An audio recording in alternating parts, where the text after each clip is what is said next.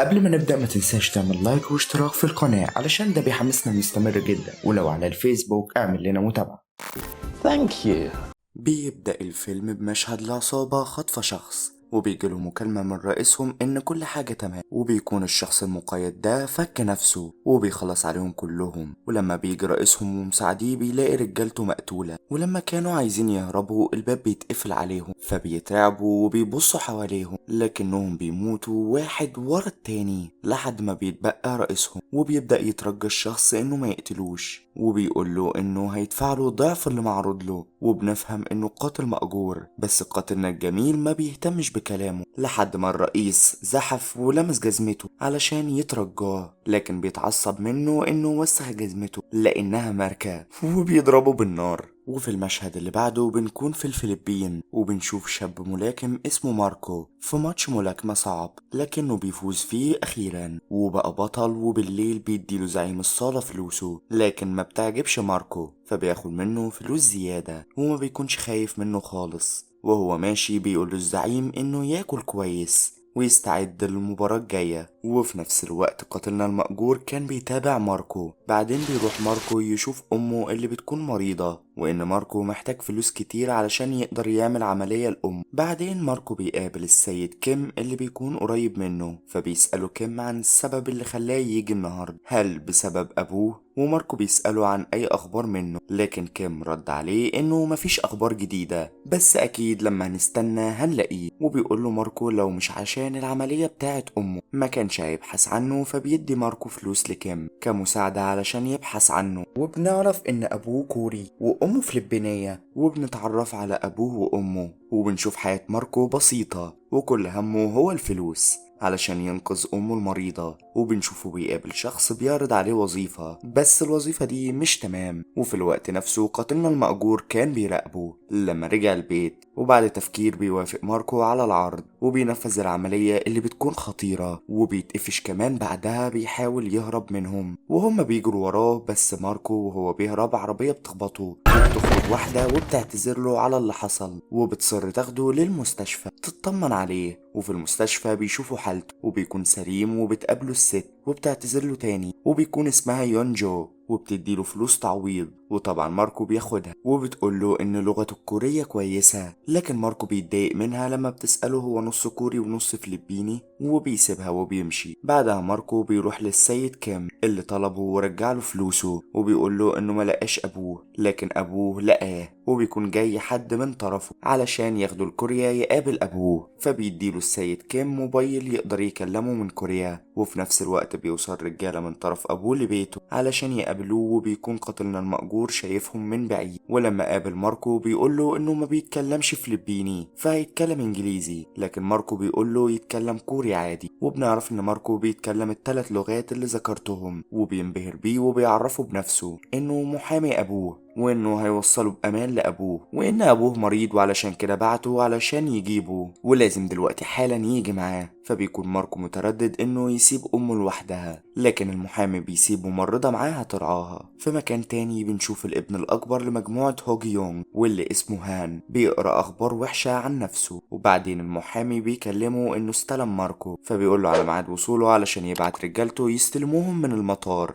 بعدين بيتكلم مع ابوه المريض وهو نايم وقال له ان ابنك الصغير جاي من الفلبين وهيوصل قريب. وبنشوف ماركو مشغول في شاشة الطيارة ومبسوط لأنها مرته الأولى، وبيكون قاتلنا المأجور معاهم على متن الطيارة. ولما نام الركاب بيروح قاتلنا لعند ماركو اللي لسه مستمر في المشاهدة وقعد جنبه وفكروا انه هيكون اخر مرة ليه في الطيارة، فبيستغرب منه ماركو فبيقول له قاتلنا انت عاوز تعرف مين انا صح؟ وبيقول له انا صديقك وده كل اللي انت محتاج تعرفه. وبيقول له دي اول مرة ليك في كوريا صح؟ هديك نصيحة هتفيدك لما تكون هناك. الكوريين بيحبوا اللي بيتكلموا انجليزي، خلي كلامك انجليزي بلهجة امريكية وتصرف زي الامريكانيين بس ما تتكلمش بلهجتك لان محدش هيفهمك، لان الكوريين بيكرهوا الكوبينو اللي هو نص كوري ونص فلبيني يعني. لكن ماركو بيتعصب عليه وبيكون قاتلنا عارف كل حاجة عنه وبيقول له انهم هيقتلوك، وده بيخوف ماركو، لكن بتقطعهم المضيفة وبتطلب منه يرجع. وهو ماشي بيقول لماركو جملة فبتصدمه وبيمشي بعدها ولما وصلوا المطار كان المحامي بيتصل بيونجو ويسألها إذا خلصت مهمتك، وبتقول له إنها خلصت. وبنعرف إن يونجو قاتلة مأجورة كمان. بعدها ماركو بيخرج وبيركب معاهم العربية، وكل ده وقاتلنا المأجور بيتبعهم. بعدها بنشوف يونجو مع بنته وبتوريها صورة ماركو، وبتقول عليه وسيم بس خسارة حظه سيء. فبتقولها يونجو الخطة ايه، فبتقولها البنت تنفذ الخطة الأساسية، وبتطلب منها الحاجة اللي طلبتها منها، فبتديها لها يونجو وبتمشي. وبعدها بنشوف هان ورجالته جايبين 2 من الرؤساء، وبيتضح انهم السبب في الاخبار الوحشة اللي قراها عن نفسه دي. وبنشوف قد ايه هان قاتل بدم بارد لما بيخلص عليهم، وبيقول لواحد منهم لو قدر يجري لحد الشجرة بسرعة هيسيبه يعيش، بتاعه وبيقتله وبيضحك كمان. بعد كده بنشوف العربية اللي كان ماركو راكب فيها، وبيكون قاتلنا المأجور وراهم. وبنشوف عربيته اللي كانت بتسرع علشان تمشي مع العربية بتاعته، وبيتخض منه ماركو وبيشاور له قاتلنا المأجور على حزام الأمان. وبيبص السواق فبيقول له المحامي يزود السرعة ويهربوا منه، بس بيفضل قاتل عليهم النار وبتتقلب العربية. وبيحط ماركو حزام الأمان على آخر لحظة. وفي نفس الوقت هان كان بيستقبل مكالمة من القاتل المأجور وطلب فدية لو عاوز ماركو، لكن هان بيضحك ومش بيهتمله. وبيخرج ماركو من العربية عايش لأنه الوحيد اللي كان لابس حزام الأمان. وبيلاقي قاتلنا المأجور في وشه وبيبتسم له وبيقول له قلتلك إننا هنتقابل تاني. لكن ماركو كان بيبص حواليه علشان يهرب، فبيقول له القاتل انت خايف مني، لكن ماركو بيستغفله وبيهرب. لكن القاتل المأجور كان بيمسكه زي ما يكون بيلعب معاه، ولما بيحصله في الآخر من خوف ماركو بينط من فوق الجسر. ولما بيشوف القاتل الجميل بينط وراه، وبتكون مسافة عالية جدا. وبيجري ماركو والقاتل بيجري وراه لحد ما الدنيا بتمطر، وطبعا بيخاف القاتل على بدلته من البلل فبيسيبه يهرب. وفي نفس الوقت موظفين هان قالوا له انهم لقوا المحامي، فبيحكي مع والده المريض وبيقول له انه يصمد عقبال ما يجيب له ماركو. بس ماركو بيحاول يتصل بمكتب المحامي، لكن اللي جاوب مكالمته كان يونجو، وقالت له انها جايه له وانه يستنى مكانه. بعدين ماركو اتصل بالسيد كيم وقال انه في حد عاوز يقتله، والسيد كيم بيتفاجئ وسأله انت تواصلت مع ابوك؟ بس ماركو بيلاقي قاتلنا المأجور بيوصل له فبيهرب ماركو، فبيروح القاتل وراه لحد ما بيمسكه بالفعل. وبيكون زهق من هروبه ومتعصب لان عربيته اتخدشت، وبيرفع عليه سلاحه وبيهدده، بس ماركو بيضربه بالبوكس. وبعدين هرب وبيتفاجئ القاتل الجميل منه وبيفتكر انه ملاكم. وبيكون ماركو بيجري وبيلاقي يونجو جاية وبتقول له يركب، وفعلا بيركب وما بيلحقهوش القاتل. فبيسألها ماركو عن اللي بيحصل، فبتخلع يونجو نضارتها وبتقول له فاكرني، وبيفتكرها ماركو فعلا لما خبطته بعربيتها. بعدين سأل ماركو عن اللي بيعملوه، فبتقول يونجو ما تخافش هتعرف كل حاجة قبل ما تموت. وبعدين بيشوفهم هان وبيتصل بيها، فبتقول له انه اتفق مع المحامي مش معاها، وهي بتكون متفقة مع حد تاني لتسليم ماركو. فبيحاول هان يمسكها بأي طريقة، لكن بتظهر عربية قاتلنا الجميل وبيسبقهم وبيوصل ليونجو، لكنه بيفشل يمسكهم لما بيبص عليها وبينسى الطريق. وكانت كمان عربية هتخبطه، وبتهرب يونجو وبتقف في حتة مقطوعة. وبتقول يونجو لماركو القصة كلها، وإن اللي كان بيلاحقهم ده هو أخوه الكبير، وإن هو اللي جابه لكوريا بحجة مقابلة أبوه، وإن أبوه ملياردير ومن أهم رجال البلد، وده ماركو ما توقعهوش. وإن الموظف يونجو هي أخته الغير شقيقة اللي أمها خلت أبوها يكتب كل ممتلكاته لبنتها، لأن أبوهم مريض بالقلب وهيموت،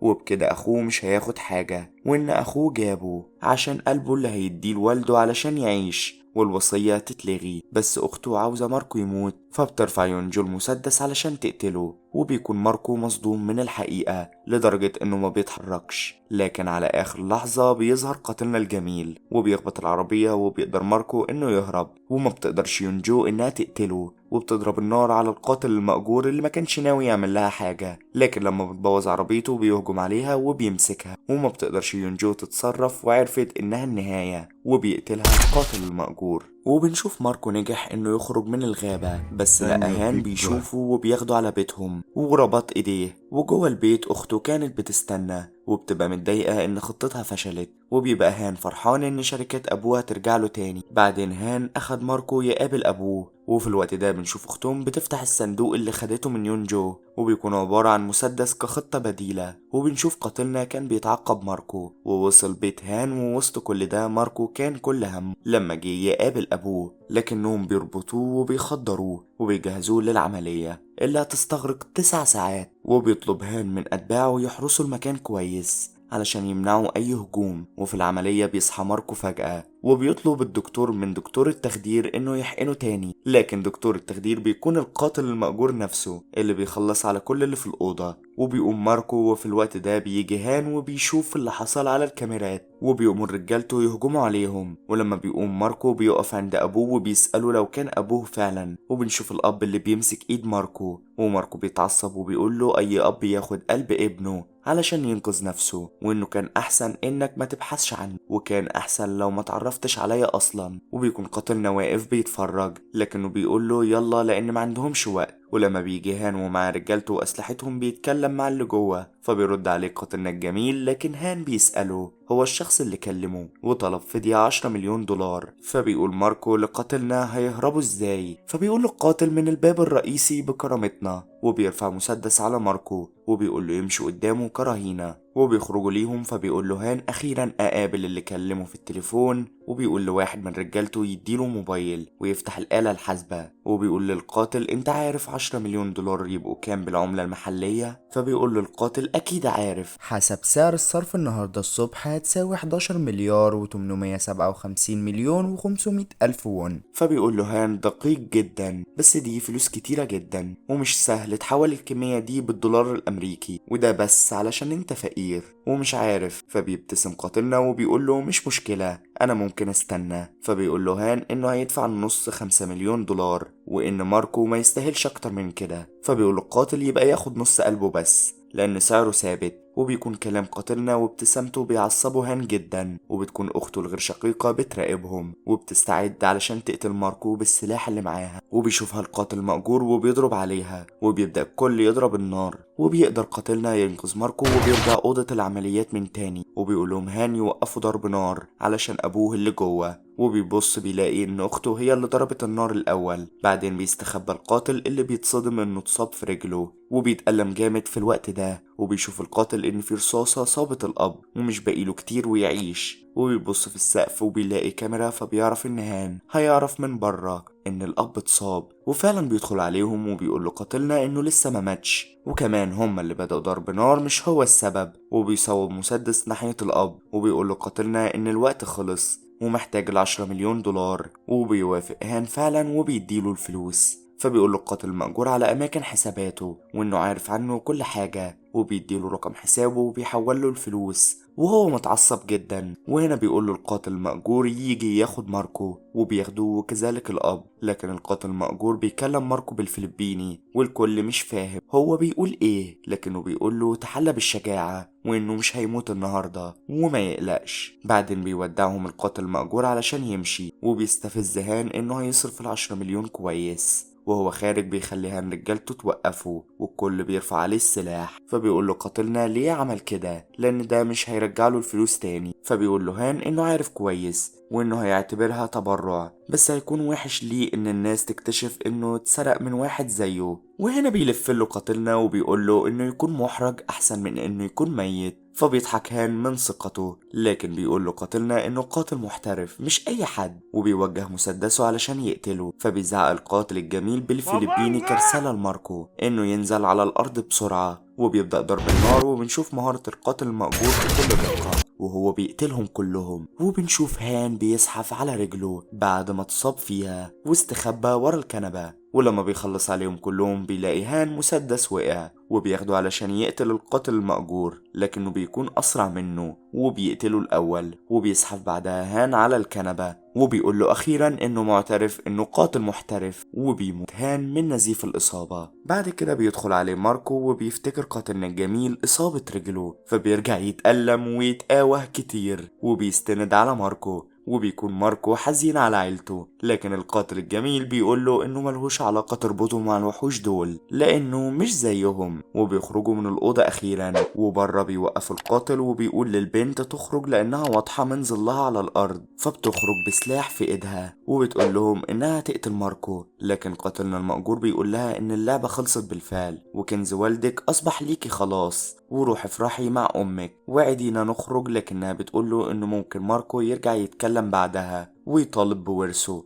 أو إنه يبتزها، لكن ماركو بيتعصب وبيجري عليها وبيضربها بالقلم وبيقول لها إنه مش عايز يكون ليها أي علاقة بأموالهم القذرة حتى لو كانت الأخيرة. فبتطلب البنت من قاتلنا يقتل ماركو وهي هتدفع له، فبيقول لها كام، فبيترعب ماركو لكنه بيقول له إنه بيهزر وبيضحك وبيقول له العيلة دي كلها قذرة كده، هل ده وراثة؟ فبيقول له ماركو انه محظوظ انه مش من نسلهم. فبيستغرب ماركو من كلامه، فبيقول له قاتلنا انه قال له وهم خارجين انه ملوش علاقة بالعيلة دي وانه ما يقرب لهمش بالدم اصلا. وبنرجع فلاش باك لورا وبنشوف يونجو بتقابل قاتلنا الجميل وبتجيب له شغل وهو انه يلاقي طفل وبتديله معلوماته والجايزة بتكون مبلغ كبير. فبيروح قاتلنا للسيد كيم وبنعرف ان قاتلنا هو من نفس دار الايتام اللي بيروحها ماركو، ويعرف كيم كمان وبيطلب منه يدور له على شاب قوي ورزين يكون هو الطفل اللي بيدوروا عليه، وكل ده علشان ياخد المبلغ الكبير ويبني بيه مبنى لدار الايتام مع كيم لانه عاوز يعمل خير في اخر ايامه. لكن كيم بيكون قلقان على اطفاله في الدار، فبيقول له قاتلنا الجميل ما يقلقش لانه محترف زي ما هو عارف. وكيم اختار ماركو وفعلا بيدي البيانات ليونجو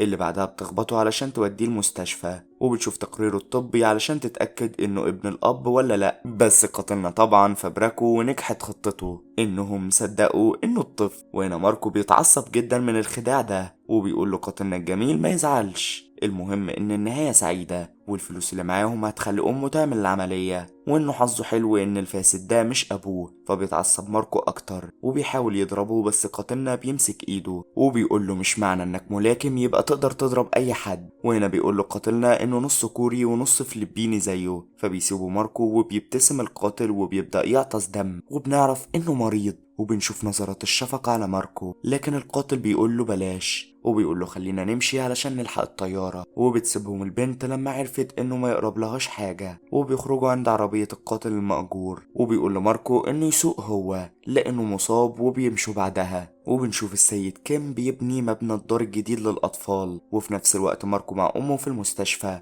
بعد ما نجحت عمليتها. وبيجيله قاتلنا الجميل وبيتكلم معاه وبيسأله لو كان لسه بيبحث عن أبوه الحقيقي في كوريا، بس ماركو بيقوله إنه بطل خلاص. فبيقول له قاتلنا لو عاوز مساعدة قولي وهديك خصم كويس وانت عارف اني محترف. بس ماركو بيقول له لا وان كلمة كوريا لوحدها بقت بتقلب له بطنه. ولما شافه بيكح تاني سأله اذا كان راح المستشفى، فبيقول له انه ما بيحبش المستشفيات بس بيتابع مع دكتور خاص مع انه مكلف بزيادة بس فيه تحسن. وبيكمل وبيقول له انه جه علشان يودعه لانها اخر مرة هيشوفه فيها حتى لو حاول يدور عليه وان معاه فلوس كتيرة دلوقتي فيعيش حياته بسعادة. ولما بيجي يسلم عليه وبيقول له صديقه بيضحك ماركو وبيقول له بالانجليزي وبيسيبه وبيمشي. بعدها في الاخر بنشوف قاتلنا الجميل راح لدكتور تاني علشان حالته لكن بيلاقي نفسه سليم جدا وان الدم ده مش بسبب مرض خطير. فبيتصدم قاتلنا الجميل وبيضحك لان كل ده كان فاكر نفسه هيموت خلاص